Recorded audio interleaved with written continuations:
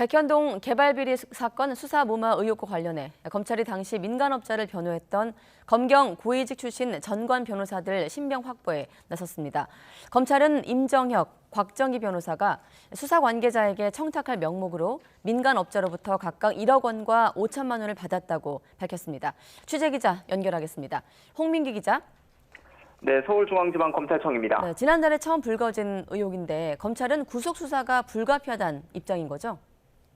네, 그렇습니다. 이번 의혹은 지난달 27일 검찰이 첫 강제 수사에 나서면서 수면 위로 드러났습니다. 고검장 출신 임정혁 변호사와 경찰 총경 출신 곽정기 변호사가 압수수색 대상이었는데요.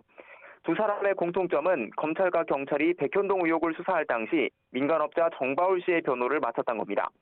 검찰은 두 변호사가 각각 검찰과 경찰 수사 단계에서 정 씨에게 수사 청탁과 관련해 금품을 받은 정황을 포착하고 본격적인 수사에 나섰습니다. 압수물 분석을 어느 정도 마친 뒤 지난 13일과 14일 두 변호사를 잇따라 불러 피의자 신분 조사를 진행했고 이제까지의 수사 결과를 토대로 오늘 두 변호사의 신병 확보에 나섰습니다. 검찰은 전관 출신인 두 변호사가 수사 관련 공무원들에게 청탁해주겠다는 명목으로 정 씨에게 금품을 받아냈다고 구속영장 청구서에 적시했습니다. 임 변호사는 지난 6월 정 씨로부터 1억 원을 개인 계좌로 받았고 곽 변호사는 지난해 6월에서 7월 사이 사건 수임료 7억 원 이외에 현금 5천만 원을 추가로 더 받은 것으로 파악됐습니다. 곽 변호사에겐 정 씨 사건을 소개해준 박모 씨에게 소개를 명목으로 400만 원을 준 혐의도 적용됐습니다.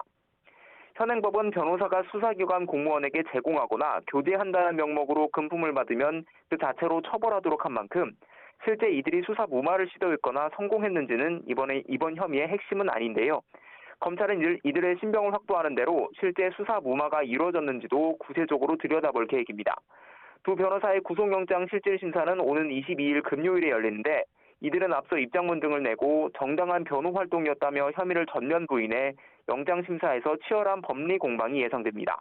지금까지 서울중앙지검에서 YTN 홍민기입니다.